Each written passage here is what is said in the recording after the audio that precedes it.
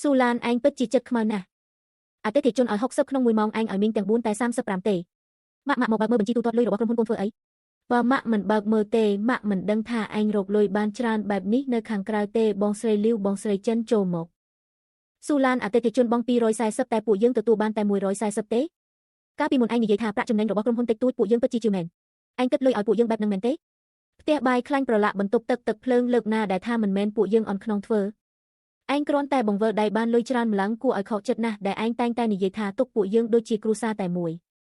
អតិថិជនឲ្យ60ក្នុង1ម៉ោងមិនមែន60នឹងចូលហោប៉ៅខ្ញុំទាំងអស់នោះទេ35ជាប្រាក់ម៉ោងការងាររបស់មីង5រៀលជាថ្លៃធ្វើដំណើរនិងការខាត់ជើង4រៀលជាថ្លៃទឹកសម្អាតស្រោមដៃនិងក្រណាត់ជូត3រៀលជាថ្លៃធានារ៉ាប់រងគ្រោះថ្នាក់និងធានារ៉ាប់រងទ្រព្យសម្បត្តិនៅមានការស្វែងរកអតិថិជនថ្លៃជួលផ្ទះទឹកភ្លើងការលុបចោលភ្លាមពីអតិថិជនការធ្វើឡើងវិញនិងការសងការខូចខាតទាំងអស់នេះគឺដកចេញពីលុយនឹងទាំងអស់តើលុយទាំងនេះពិតជាត្រូវកាត់ចេញពីក្នុងនឹងមែនទេកាលពីខែមុនបងស្រីខាត់ជើង2ដងខ្ញុំនៅតែទូទាត់ប្រាក់ម៉ោងឲ្យបងស្រីដែរបងស្រីចិនលើកមុនផាងផ្ការបស់អតិថិជនបែកជ្រុងមួយខ្ញុំមិនបានឲ្យបងស្រីសង្ឡើយលុយទាំងនេះមិនមែនធ្លាក់ពីលើមេឃមកនោះទេឯងកុំយករបស់ទាំងនេះមកបំភ័យគេគ្រាន់តែបោះផ្ទះជូតកញ្ចក់សម្បូរលេសច្រើនម្លឹងនិយាយឲ្យចំទៅគឺឯងកាត់លុយទុកក្នុងដៃខ្លួនឯងហើយនិយាយយកល្អតែម្ដងចុះពួកយើងអាចបានលុយច្រើនជាងមុនបន្តិចនៅថ្ងៃក្រោយបានទេចង់បានច្រើនក៏បានដែរក្រុមហ៊ុននឹងលុបចោលការឧបត្ថម្ភធានារ៉ាប់រងនិងការសងការខូចខាតហើយហានិភ័យក៏ត្រូវទទួលខុសត្រូវរួមគ្នាដែរម៉ាក់ឬសំឡេងម៉ាក់តាំងពីច្រកចិន្តារមកម្លេះម៉ាក់កំពុងធ្វើអីនៅទីនេះឯងមើលខ្លួនឯងទៅប្រពន្ធថែងបើក្រុមហ៊ុនសេវាកម្មមេផ្ទះ1ម៉ោងយក60ឲ្យគេតែ35ទេម៉ាក់ថានាងលោភលន់ពេកនាងថែមទាំងនិយាយទ្រឹស្ដីយ៉ាងច្រើនដាក់ម៉ាក់ទៀតឡានម៉ាក់និយាយរៀងឆេវឆាវបន្តិចមែនប៉ុន្តែពួកមីងរកលុយបានដោយលំបាកណាស់ថ្លៃកាត់ក្បាលទឹករបស់អូនពិតជាមិនគួរច្រើនបែបនេះទេអីចឹងបងក៏គិតថាអូនលោភលន់ពេកដែរមែនទេបងមិនមែនមានន័យបែបហ្នឹងទេឯងគឺកំណាញ់ពេកមិនចេះធ្វើចំនួនទេបើក្រុមហ៊ុននេះឲ្យម៉ាក់គ្រប់គ្រងច្បាស់ជាចំណេញជាងឯងគ្រប់គ្រងទៅទៀតឡានឬមួយក៏ឲ្យម៉ាក់សាឡបងមើលទៅយ៉ាងណាក៏ជាគ្រួសារតែមួយដែរម៉ាក់រកលុយបានក៏យកមកជួយពួកយើងតើបងចង់ឲ្យគាត់គ្រប់គ្រងក្រុមហ៊ុនរបស់អូនមែនទេសាឡបងសិនទៅបើមិនកើតចាំគិតតាមក្រោយត្រូវហើយថ្ងៃក្រោយម៉ាក់គ្រប់គ្រង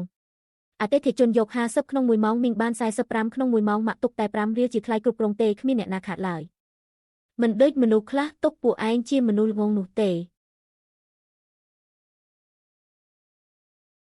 បើចង់គ្រប់គ្រងអីចឹងកូននឹងបដូរឈ្មោះតំណាងស្របច្បាប់ជូនម៉ាក់ដែរ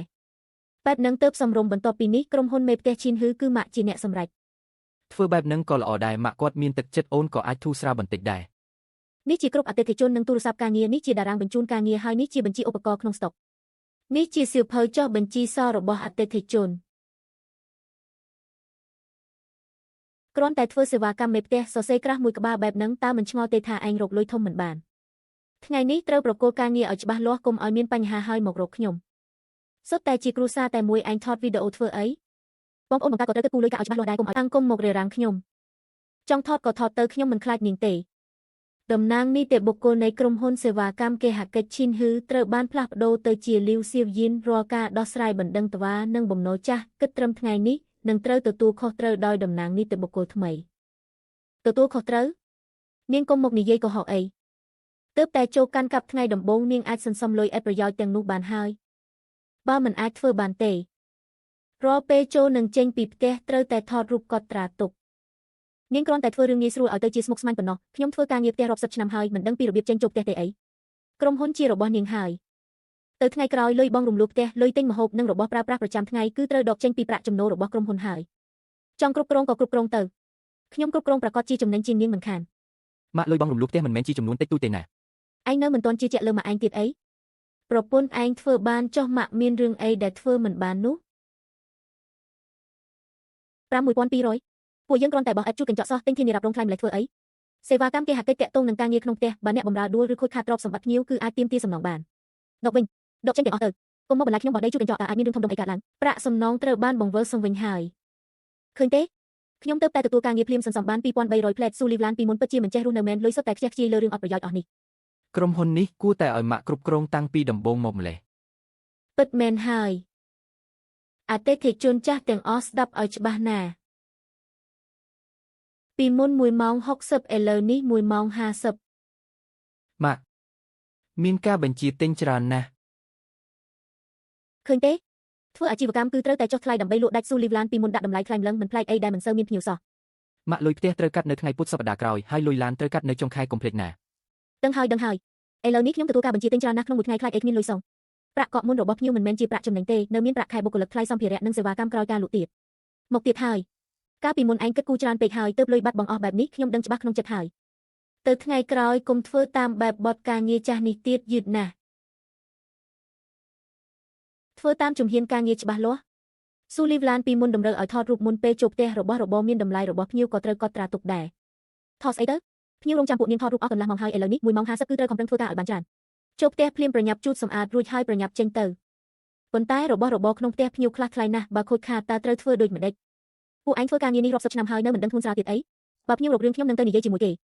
េឥឡូវនេះអ្វីដែលសំខាន់បំផុតគឺត្រូវសម្រុកធ្វើការងារឲ្យលឿនអានឹងតម្លៃ20រៀលស៊ូលីវឡានពីមុនទិញដល់ទៅ200រៀលនាងពិតជាចេះចាយលុយមែនបងស្រីអាស៊ីតនេះខ្លាំងណាស់អាចប្រើលើក្រឡាក្បឿងនិងក្បាលរ៉ូប៊ីណេបានប៉ុន្តែសម្រាប់ថ្មម៉ាប់និងក្បាលរ៉ូប៊ីណេលោហៈកុំបាញ់ផ្ដេសផ្ដាសអីងាយនឹងខូចណាស់ដឹងហើយខ្ញុំធ្វើការងារផ្ទះរាប់សិបឆ្នាំហើយមិនដឹងរបស់ណាត្រូវជូតសម្អាតទេអី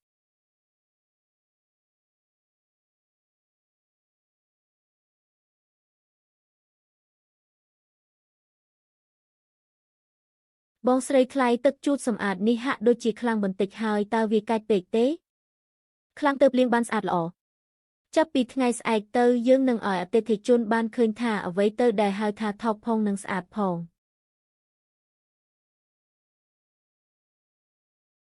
ងស៊ូឡានបាយណៃណាក្រុមហ៊ុនជារបស់ម៉ែបងហើយទៅថ្ងៃមុខថ្លៃម្ហូបអាហាររបស់ប្រើប្រាស់ប្រចាំថ្ងៃនិងលុយដែលម៉ែបងចង់បានគឺទៅបើកជាមួយថៅកែថ្មីទៅតើនាងមានន័យថាម៉េចក្រុមហ៊ុនឲ្យម៉ែខ្ញុំគ្រប់គ្រងហើយចុះជីវភាពគ្រួសារមិនបាច់រស់នៅទេអីពីមុនលុយកាក់ខ្វះខាតក្នុងផ្ទះគឺខ្ញុំយកប្រាក់ចំណេញពីក្រុមហ៊ុនសេវាកម្មមេផ្ទះមកជួយបង្គ្រប់ឥឡូវនេះក្រុមហ៊ុនមិនមែនជារបស់ខ្ញុំទៀតទេដូច្នេះខ្ញុំមិនជួយបង្គ្រប់ទៀតឡើយរាល់ខែខ្ញុំមិនមែនឲ្យលុយថ្លៃចំណាយប្រចាំថ្ងៃដល់នាងហើយទេអីមើលដល់ខ្លួនឯងទៅថ្លៃបងរំលោភផ្ទះទឹកភ្លើងសេវាគ្រប់គ្រងបរិយាថ្លៃម្ហូបនិងថ្នាំបញ្ចុះឈាមរបស់ម៉ែបងលុយដែលបងឲ្យគឺល្មមតែពាក់កណ្ដាលប៉ុណ្ណោះចំណែកដែលនៅសល់គឺប្រាក់ខែរបស់ខ្ញុំជាអ្នកជួយបង្គ្រប់រហូតមកចាំជឿមកញ៉ាំលឿនឡើងថ្ងៃនេះម៉ែប្រមូលលុយកក់បានជាង2000ចង់ញ៉ាំអីចាំម៉ែទិញស្អែកព្រឹក3ម៉ោងខាងស្អែកម៉ៅការប្រចាំខែហើយនៅមានការរេផ្ទះមនុស្សចាស់ជាប្រចាំទៀតខ្ញុំថាមិនមែនមុខរបរនេះគ្មានអីពិបាកដូចស៊ូឡាននិយាយនោះទេម៉ែថ្ងៃពុធសប្តាហ៍ក្រោយត្រូវកាត់ថ្លៃផ្ទះហើយលុយដែលម៉ែប្រមូលបានប៉ុន្មានថ្ងៃនេះកុំទាន់ឲ្យចាយអស់អីឯងក៏មិនជឿជាក់លើម៉ែដែរម៉ែទើបតែទទួលការងារបានមួយថ្ងៃសោះឯងបារម្ភថាម៉ែគ្មានលុយបង់ថ្លៃផ្ទះទៅហើយខ្ញុំមិនមែនមានន័យបែបហ្នឹងទេគ្រាន់តែជួយរំលឹកបន្តិចប៉ុណ្ណោះមិនបាច់ឯងរំលឹកទេពួកឯងចាំតែមើលម៉ែរកលុយទៅបានហើយក្បាលរ៉ូប៊ីណេទឹកផ្ទះខ្ញុំមុនពេលសម្អាតគឺនៅល្អសោះឥឡូវនេះជូតទៅជាបែបនេះទៅវិញតើពួកអ្នកដោះស្រាយយ៉ាងម៉េចអានឹងប្រហែលជាមកពីមិនទាន់ជូតស្ងួតទេដឹងចាំវាស្ងួតសិនទៅមិនដឹងជាវាភ្លឺលងឡើងវិញទេខ្ញុំបានសួរហាងលក់គ្រឿងសំណង់ហើយនេះគឺត្រូវជាតិអាស៊ីតខ្លាំងជ្រេះស៊ីថ្ងៃនេះពួកអ្នកត្រូវតែសងអ្នកដែលមកធ្វើការថ្ងៃនេះគឺបងស្រីចិនចំពោះថាតើគាត់ប្រើប្រាស់វាយ៉ាងម៉េចខ្ញុំត្រូវតែសួរគាត់សិនលោកយាយខ្ញុំគឺបានប្រើទឹកជូតសម្អាតដែលលោកយាយឲ្យតើរឿងផ្ទៃក្នុងរបស់ពួកអ្នកនិយាយគ្នាយ៉ាងម៉េចខ្ញុំមិនខ្វល់ទេបើមិនសងក្បាលរ៉ូប៊ីណេទេខ្ញុំនឹងផ្ញើរូបភាពចូលទៅក្នុងគ្រប់បរិយាហើយលុយមួយចំណែកនេះនាងត្រូវតែចេញលោកយាយតើលោកយាយមានន័យថាម៉េចហ្នឹងក្បាលរ៉ូប៊ីណេគឺជានាងជួបរងការខូចខាតលុយ200នេះត្រូវកាត់ចេញពីប្រាក់ខែរបស់នាងទឹកថ្នាំគឺលោកយាយជាអ្នកឲ្យខ្ញុំឥឡូវមានរឿងបែរជាមកលួចកាត់លុយខ្ញុំទៅវិញច្បាស់ជាមកពីនាងបាញ់ច្រើនពេកហើយខ្ញុំបាញ់តែប៉ុន្មានដងសោះហ្នឹងបានហើយស្អែកមានការងារធំមួយគឺសម្អាតវិឡាថ្មីថាវិការអតិថិជនគឺ5000បើការងារនេះធ្វើបានល្អពួកនាងទាំង4នាក់ម្នាក់ទទួលបាន1000បើធ្វើការងារវិឡាបានល្អទទួលបានលុយ1000មែនទេនៅខ្វះលុយ200នឹងទៀតអីសម្អាតវិឡាថ្មីមែនទេបងស្រីទទួលការងារសម្អាតវិឡាថ្មីមែនទេ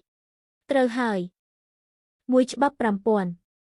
ការងារប្រភេទនេះត្រូវតែទៅមើលប្រភេទសម្ភារៈក្នុងផ្ទះជាមុនសិនដូចជាថ្មម៉ាបគ្រឿងដែកផ្ទៃទូដែលកំងធ្វើជាពិសេសឬពេលខ្លះថែមទាំងត្រូវមកការបន្តទៅឲ្យក្រុមថែទាំថ្មអាជីពទៀតផងកុំមកបំភ័យខ្ញុំអីនាងគ្រាន់តែមិនចង់ឃើញខ្ញុំទទួលបានការងារធំប៉ុណ្ណោះការក្រានរំលឹករបស់ខ្ញុំគឺចាប់ត្រឹមនេះហើយអេតការ៉ូជាថ្មម៉ាបមិនអាចប្រើទឹកសម្អាតដែលមានជាតិអាស៊ីតឡើយ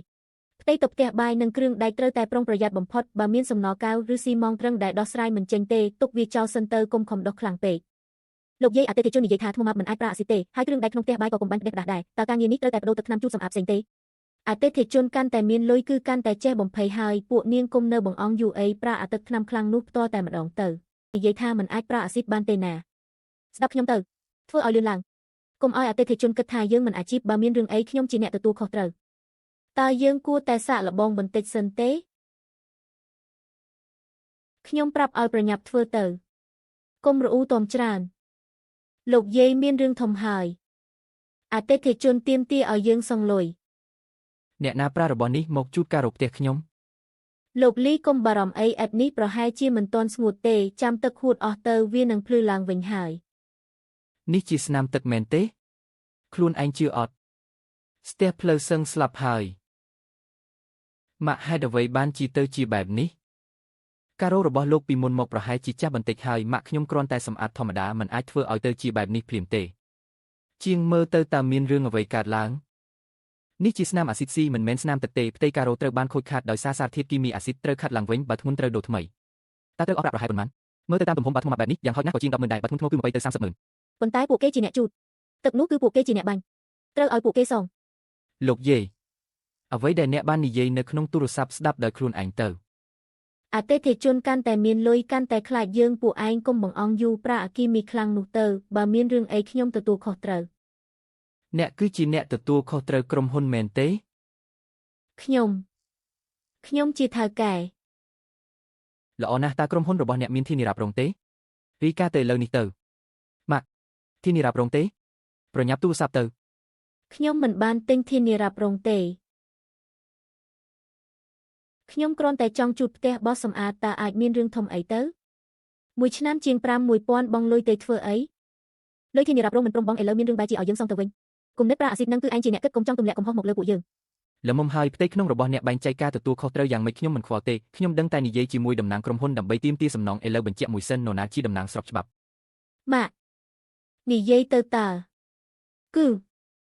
គឺខ្ញុំល្អណាស់ខ្ញុំនឹងរកអ្នកការជួសជុលការរកផ្ទះខ្ញុំការខូចខាតគ្រឿងលោហៈការខាតបង់ពេលវេលាការងារក្រុមហ៊ុនអ្នកត្រូវទទួលខុសត្រូវនេះវាច្រើនពេកហើយម្យ៉ាងទៀតគឺមីងម្នាក់នោះជាអ្នកធ្វើទឹកនោះក៏គាត់ជាអ្នកប្រើដែរទឹកនោះគឺឯងជាអ្នកបង្កប់ឲ្យប្រើឯងនិយាយថាបើមានរឿងឯងទទួលខុសត្រូវបើមុនពេលល្ងាចនេះមិនមានដំណោះស្រាយទេថ្ងៃស្អែកខ្ញុំនឹងប្តឹងផ្ទាល់តែម្ដងនេះជាស្នាមអាស៊ីតស៊ីផ្ទៃខាងលើខូចអស់ហើយត្រូវតែខាត់ឡើងវិញរួចធ្វើគ្រីស្តាល់ឡើងវិញការខាត់ឡើងវិញប្រហែលអស់ប៉ុន្មានថ្មម៉ាប់បែបនេះយ៉ាងហោចណាស់ 15,000 បើផ្ទៃដីធំ20ទៅ 30,000 ក៏ជារឿងធម្មតាដែរតើមានវិធីណាធូរថ្លៃជាងនេះទេបើអតិថិជនមិនទាមទារក៏មិនបាច់ធ្វើដែរប៉ុន្តែបើគេចង់បានដូចដើមគឺថ្លៃប៉ុណ្ណឹងឯងម៉ាក់នេះសំបីតែពាក់កណ្ដាលក៏មិនគ្រាន់ផងគេនិយាយថាបើធ្ងន់ធ្ងរអាចអស់ដល់ទៅ20ទៅ 30,000ឆាតហើយនឹងកាត់នេះលេខកូដសម្ងាត់អ្នកក៏គួរតែមានដែរ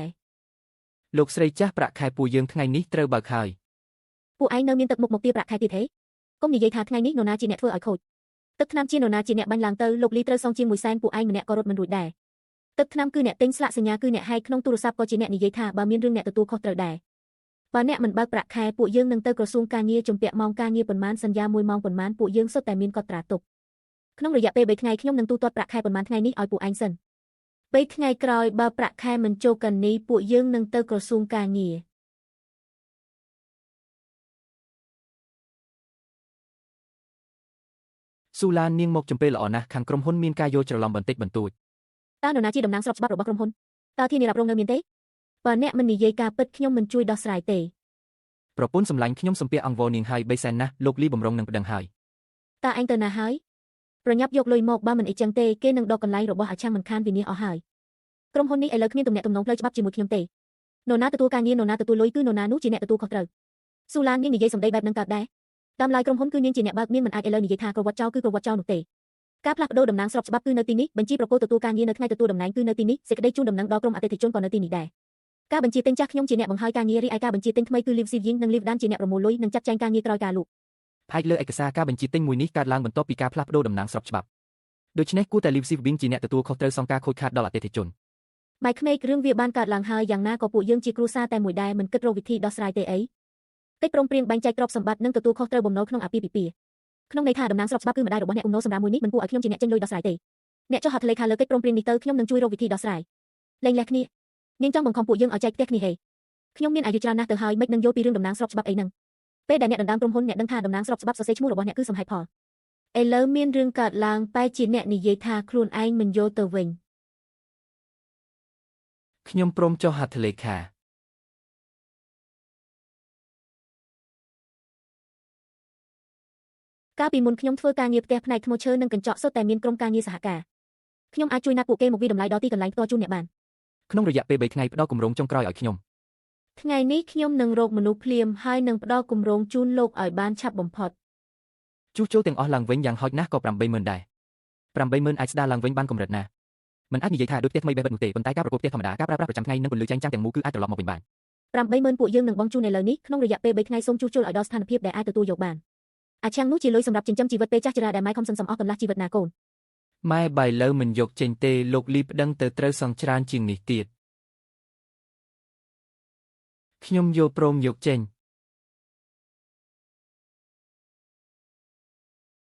លើកនេះឃើញថានាងចាត់ចែងការងារបានយ៉ាងវិជ្ជាជីវៈខ្ញុំមិនទាមទារថ្លៃខូចខាតបន្ថែមទៀតទេប៉ុន្តែការជួសជុលត្រូវតែរួចរាល់តាមកាលកំណត់យល់ហើយចាស់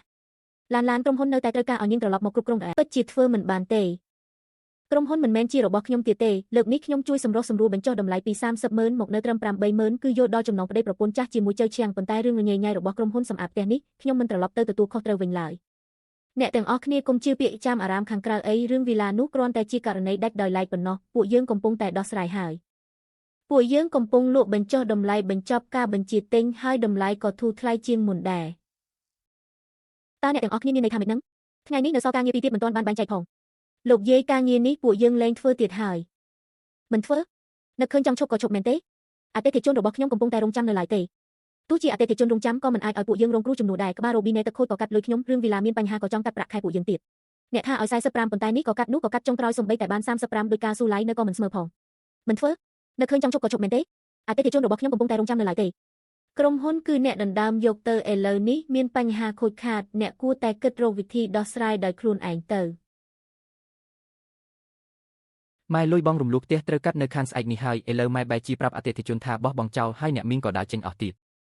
ម៉ែក៏មិននឹកស្មានថាអតិថិជនដកខ្លួនលឿនយ៉ាងនេះដែរម៉ែបានពន្យល់នៅក្នុងគ្រប់អស់ហើយតើការដោះស្រាយអាចដូរជាលុយបានទេថ្ងៃខ្ញុំធ្វើការយប់ឡើងត្រូវជិះម៉ូតូដឹកជញ្ជូនទៀតលុយផ្ទះលុយទឹកភ្លើងលុយបាយគឺធ្លាក់ទៅលើខ្ញុំម្នាក់ឯងទាំងអស់មិនមែនម៉ែថាពេលក្រុមហ៊ុនធ្លាក់ដល់ដៃម៉ែនឹងអាចរកលុយបានទេអីចុះលុយណៃណាដើមឡើយម៉ែគ្រាន់តែចង់ជួយសម្រាលបន្ទុករបស់កូនប៉ុណ្ណោះអ្នកណាទៅដឹងថាការធានារ៉ាប់រងនិងនីតិវិធីមុនរបស់ស៊ូឡៃមានសារៈសំខាន់ខ្លាំងយ៉ាងនេះនោះពួកអ្នកពិតជាមានបទពិសោធន៍មែនប៉ុន្តែខាងយើងទទួលតែការងារលំដាប់ខ្ពស់អតិថិជនតម្រូវឲ្យមានវ័យក្មេងបន្តិចនិងធ្វើការរហ័សរហួនដូច្នេះអាយុរបស់អ្នកហាក់ដូចជាមិនសូវសមស្របប៉ុន្មានទេពួកយើងធ្វើការងារនេះច្រើនឆ្នាំមកហើយរបស់ប្រភេទនៅក្នុងផ្ទះអតិថិជនសុទ្ធតែធ្លាប់ឃើញទាំងអស់មនុស្សក្មេងមិនប្រកាសថាធ្វើការផ្ចិតផ្ចង់ជាងពួកយើងនោះទេយល់ហើយប៉ុន្តែនេះជាការកំណត់របស់អតិថិជនពួកយើងក៏គ្មានវិធីជួយដែរចុះប្រាក់ខែបានប៉ុន្មាន28ក្នុង1ម៉ោងបើអតិថិជនលោកចោលភ្លាមគឺមិនគិតម៉ោងការងារឲ្យទេការធ្វើដំណើរត្រូវចេញខ្លួនឯងពេលចូលធ្វើការត្រូវបង់ប្រាក់កក់500ជាមុនសិនហើយថ្លៃឯកសណ្ឋាននិងឧបករណ៍ការងារគឺកាត់ចេញពីក្នុងនោះទាំងអស់អតិថិជនលោកចោលមិនគិតម៉ោងការងារអញ្ចឹងពួកយើងធ្វើដំណើរទៅទេក៏មិនបានលុយដែរមែនទេនៅក្នុងវិស័យនេះគឺសុទ្ធតែបែបហ្នឹងទាំងអស់បើតួយកបានសុំចុះឈ្មោះបើតួយកមិនបានសុំអ្នកបន្ទាប់មកតើនេះមិនមែនជាអ្នកមីង2-3នាក់ដែលមានរឿងនៅវីឡានោះទេអីពួកយើងទៅអង្វរស៊ូឡៃទៅហើយសុំទោសនាងឲ្យបានល្អកាលពីមុននាងឲ្យពួកយើង35ពិតជាមិនតិចនោះទេ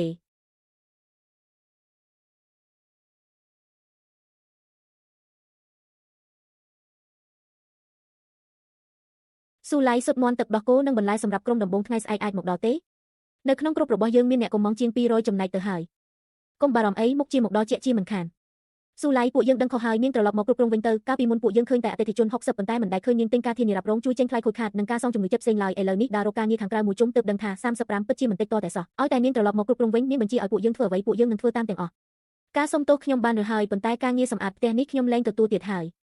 ឡានម៉ែដឹងខុសហើយបើមិនអញ្ចឹងទេតំណាងស្របច្បាប់របស់ក្រុមហ៊ុននៅតែជាម៉ែដែរប៉ុន្តែឯងត្រឡប់មកជួយគ្រប់គ្រងជំនួសម៉ែទៅហើយលុយកាក់ពួកយើងជាគ្រួសារមកពិភាក្សាចែកគ្នាតាមក្រោយរហូតមកដល់ពេលនេះម៉ែនៅតែគិតថាខ្ញុំមកធ្វើការឲ្យម៉ែមែនទេដល់ដំណាក់កាលនេះទៅហើយម៉ែនៅតែគិតពីរឿងតំណាងស្របច្បាប់ទៀតការទិញជាក្រុមមើលទៅមិនស្រួលទេម៉ែកុំគិតរឿងនេះទៀតអីខ្ញុំគ្រាន់តែនិយាយលេងតើម៉ែតែងតែនិយាយលេងរួចធ្វើឲ្យគ្រួសារខាតបង់ប្រាក់ជានិច្ចស៊ីឡានពួកយើងមិនសុំឲ្យក្មួយជួយរកលុយទេតែបើអាចឲ្យពួកយើងជួយដឹកជញ្ជូនទំនិញបានទេពួកយើងមិនរើសការងារទេបើចង់បានការងារអាចមកដាក់ពាក្យតាមធម្មតាអត្តសញ្ញាណប័ណ្ណវិញ្ញាបនសុខភាពនិងការសាកល្បងការងារយល់ព្រមសាកល្បងការងារក៏បានដែរអ្នករាល់គ្នាជួយរកយុត្តិធម៌ឲ្យខ្ញុំផងជីវិតខ្ញុំឥឡូវនេះពិបាកណាស់បងស្រីមានរឿងអ្វីកើតឡើងតើនរណាធ្វើឲ្យបងពិបាកចិត្តតើមាននរណាទៀតគឺកូនប្រសារខ្ញុំស៊ីឡាននឹងហើយនាងធ្វើការទិញជាក្រុមរកលុយបានរាប់ពាន់ក្នុងមួយថ្ងៃតែខ្ញុំគ្មានលុយសំបីតែទិញថ្នាំបញ្ចុះឈាមស៊ីឡានពូកែរុកស៊ីណាស់តើម្ដេចក៏នាងមិនឲ្យលុយកាក់បងខ្លះកូនប្រុសខ្ញុំត្រូវធ្វើការបន្ថែមដើម្បីសងបំណុលទាំងមេឃភ្លៀងក៏មិនបានហូបបាយស្រួលបួលដែរតែនាងមិនខ្វល់ពីពួកយើងសោះម៉ែក្រោកឡើងសិនទៅពួកយើងទៅផ្ទះសឹមនិយាយគ្នាទៅផ្ទះធ្វើអីនៅផ្ទះមានកន្លែងឲ្យខ្ញុំនិយាយទេកាលឯងឈឺគឺម៉ែនេះដែលបេឯងទៅមន្ទីរពេទ្យឥឡូវម៉ែចាស់ហើយបែរជាត្រូវមើលទឹកមុខកូនប្រសារទៅវិញ Chinh chư mai anh chừng châm anh một mình nhế srô tê, si lan rộp si miên bàn hai mình cua mơ rùng lồng mình chả tê. មិនមែនដូចអ្នកទាំងអស់គ្នាគិតទេរឿងសងជំងឺចិត្តនោះគឺ ខ្ញុំដឹងថាខ្ញុំធ្លាប់ធ្វើខុសតែខ្ញុំចាស់ហើយគួរតែយោគយល់ដល់ខ្ញុំខ្លះទៅ ម៉ែត្រឡប់ទៅវិញទៅម៉ែចង់ធ្វើឲ្យគ្រួសារនេះបែកបាក់មែនទេ ស៊ីឡានខ្ញុំផ្ញើវីដេអូឲ្យឯងហើយម្ដាយក្មេកឯងយំនៅទីធ្លាសាធារណៈប្រាប់ថាមិនខ្ជិលមើលថែគាត់ហើយបង្ខំឲ្យឈីងជឿធ្វើការទាំងយប់សងបំណុលគេថានាងចិត្តអាក្រក់ណាស់ខ្ញុំដឹងហើយអរគុណចៅលីឈីងជឿឯងបានមើលវីដេអូនៅខ្ញុំទៅតែបានមើលថែម៉ែឯងទៅគាត់ធ្វើឲ្យក្រុមហ៊ុនខូចខាតខ្ញុំមិនដែលនិយាយអ្វីទេឥឡូវគាត់បែរជានិយាយបង្ខូចកេរ្តិ៍ឈ្មោះខ្ញុំទៅវិញខ្ញុំនឹងទៅនិយាយជាមួយគាត់មិនមែននិយាយទេគឺប្រាប់ឲ្យគាត់ឈប់ធ្វើបែបនេះ បើអាជីវកម្មខ្ញុំត្រូវប៉ះពាល់ដោយសារគាត់ទៀតពួកយើងនឹងលែងលះគ្នានៅថ្ងៃស្អែកស៊ីឡានគុំនិយាយរឿងលែងលះអីខ្ញុំនឹងដោះស្រាយ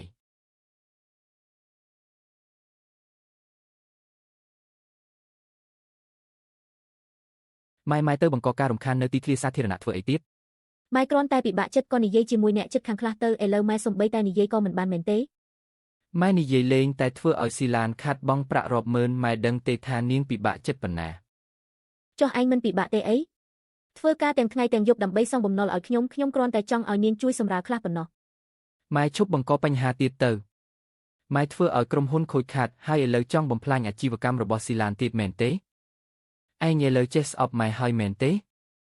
ខ្ញុំមិនមែនស្អប់ម៉ែទេតែខ្ញុំខ្លាចបើម៉ែនៅតែបន្តបែបនេះគ្រួសារនេះនឹងត្រូវរលាយជាមិនខាន ជាពិបាកខ្លាំងណាស់ម៉ាក់អាណិតខ្ញុំតែប្រើវិធីខុសហើយម៉ាក់ឈៀងស៊ីកូនប្រសាស្រីម៉ាក់ឥឡូវធ្វើការទិញជាក្រុមបានល្អណាស់តើក្រុមមនុស្សចាស់យើងសុទ្ធតែនិយាយថារបស់នាងស្រស់ល្អណាស់គឺអញ្ចឹងហើយ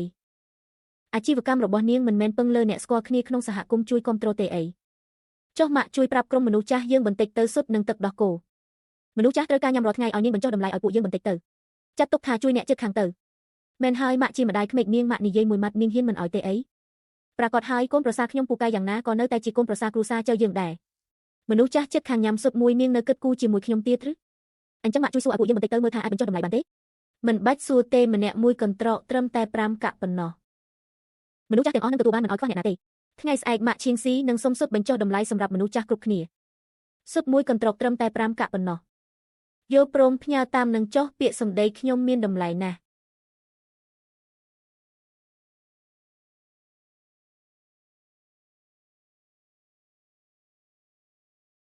ម៉ាក់ផ្ញើអីចូលក្នុងគ្រប់ទៀតហើយ គ្មានអីទេគ្រាន់តែប្រាប់ក្រុមមនុស្សចាស់ពីតម្លៃបញ្ចុះនោះ តម្លៃបញ្ចុះអីទៅស៊ុបមួយកន្ត្រក5កាក់ហ្នឹង នេះមិនស្មើនឹងឲ្យនាងចែកទេអីម្យ៉ាងទៀតខ្ញុំកំពុងជួយតាក់ទាញមួយឲ្យនាងតើ ម៉ាក់កុំឲ្យគេបន្តចុះឈ្មោះទៀតអីខ្ញុំទៅប្រាប់ស៊ឺឡានមួយម៉ាត់សិន កូននិយាយជាមួយនាងឲ្យស្រួលបួលទៅតែម្ដងនឹងទេមួយចំណែកក៏មិនខាតប៉ុន្មានដែរ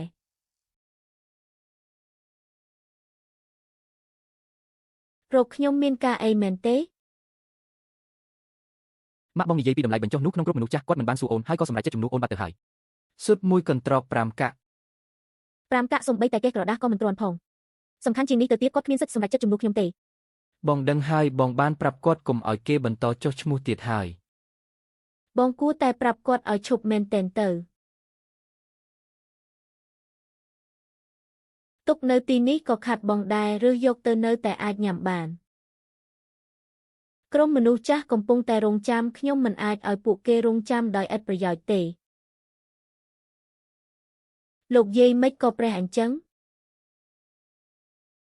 ប៉ះទង្គិចពេលដឹកជញ្ជូននឹងប្រេះបន្តិចក៏មិនប៉ះពាល់ដល់ការញ៉ាំដែរយកទៅដល់ផ្ទះជៀនមុនទៅបានហើយរបស់ខ្ញុំប៉ុន្មានគ្រាប់នេះក៏ប្រឡាក់ទឹកសុទ្ធដែរ5កាក់មួយកន្ត្រកចង់បានអីទៀតនេះជាអត្ថប្រយោជន៍ដែលស៊ឺឡានរៀបចំសម្រាប់មនុស្សចាស់តើអ្នកយកមួយចំណែកទៅអ្នកទាំងអស់គ្នាមើលចុះនេះហើយជាអ្វីដែលហៅថាអត្ថប្រយោជន៍ថ្ងៃនេះស៊ើបប្រេះដល់ថ្នាក់នេះហើយនៅតែនិយាយថាស៊ឺឡានជាអ្នករៀបចំឲ្យមនុស្សចាស់ទៀតអ្នកដែលទទួលបានស៊ុបបែកការពីម្សិលមិញថ្ងៃនេះបដូរយកថ្មីទាំងអស់នេះជាសេវាកម្មក្រោយពេលលក់របស់ខ្ញុំចុះការពីម្សិលមិញតើវាជាអត្ថប្រយោជន៍ដែលនាងរៀបចំមែនឬអត់ឲ្យគាត់និយាយដល់ខ្លួនឯងទៅគឺខ្ញុំអ្នកយកមកកេះទំនិញដែលខូចនោះមិនគួរចែកឲ្យអ្នកទាំងអស់គ្នាទេដើម្បីរក្សាមុខមាត់ខ្ញុំក៏និយាយថាជាអត្ថប្រយោជន៍ពីស៊ឺឡានរឿងនេះខ្ញុំអ្នកខុសហើយម៉ាក់ឯងចង់បានមុខមាត់ខ្លួនឯងយករបស់ខូចមកធ្វើជាទឹកចិត្តចុងក្រោយឲ្យកូនប្រសាស្រីរងការស្ដីបន្ទោសម៉ាក់ឈៀងស៊ីម៉ាក់ធ្វើរឿងនេះមិនសមសោះខ្ញុំក៏មកសុំទោសហើយតាពាក្យទាំងនេះម៉ាក់មិនស្គាល់ទេអីរងចាំការដោះស្រាយក្រោយពេលលក់ទំនិញខូចខាតដែលផ្ញើទៅអតិថិជនពេលម៉ែលួចយកវាតើម៉ែមិនឃើញទេម៉ែគិតថាបើជ្រើសរើសបន្តិចបន្តួចនៅតែអាចហូបបានក្រុមមនុស្សចាស់កំពុងតែរងចាំអញ្ចឹងម៉ែយកទំនិញខូចទៅឲ្យគេ ហើយប្រាប់ថាវាជាអំណោយដែលខ្ញុំរៀបចំម៉ែគ្រាន់តែខ្លាចបាត់បង់មុខមាត់តាថ្ងៃស្អែកអ្នកដែលទទួលបានពងទាខូចទាំងអស់ខ្ញុំនឹងដូរថ្មីឲ្យប៉ុន្តែការសុំទោសនិងសងប្រាក់មិនគួរជាខ្ញុំទេ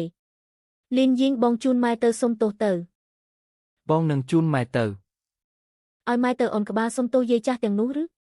ម៉ែចាស់ប៉ុណ្ណេះទៅហើយឯងនៅតែឲ្យម៉ែបាត់បង់មុខមាត់ទៀត ម៉ែលើកនេះម៉ែដាច់ខាតត្រូវតែទៅ ឯងទិញសម្បត្តិនេះចង់ឲ្យម៉ែត្រឡប់ទៅរស់នៅស្រុកកំណើតវិញឬ ខ្ញុំមិនមែនឲ្យម៉ែចាក់ចេញភ្លាមទេខ្ញុំគ្រាន់តែសង្ឃឹមថាគ្រប់គ្នាអាចនិយាយគ្នាឲ្យច្បាស់សិនបើសិនម៉ែគិតថានៅទីនេះមិនស្រួលខ្លួនម៉ែអាចត្រឡប់ទៅសម្រាប់នៅស្រុកកំណើតសិនបាន ឯងចង់បណ្ដេញម៉ែចេញឬ បើសិនម៉ែស្ម័គ្រចិត្តស្នាក់នៅគុំសម្រេចចិត្តរឿងទិញទំនិញជំនួសស៊ឺឡានទៀតហើយក៏គុំប៉ះពាល់ទំនិញរបស់នាងផ្ដេសផ្ដាសបញ្ហាក្នុងផ្ទះយើងអង្គុយចុះពិភាក្សាគ្នាម៉ែសម្បត្តិឡានគឺព្រឹកស្អែកបើម៉ែចង់ទៅស្នាក់នៅខាងក្រៅសិនឥឡូវនេះខ្ញុំជូនម៉ែទៅដេកនៅជិតចំណតឡានមួយយប់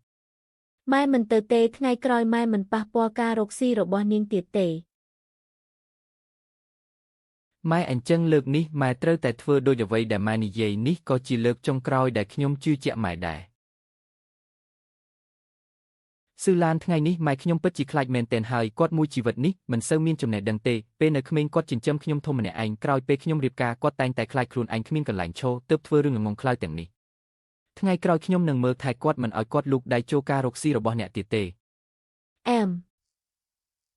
ខ្ញុំដឹងថាអ្នកមិនជឿទេខ្ញុំនឹងសន្សំធ្វើឲ្យអ្នកមើល ខ្ញុំមិនចង់ឮការសន្យាទៀតទេបើអ្នកពិតជាអាចធ្វើបានក៏ធ្វើទៅមិនបាច់បកស្រាយអ្វី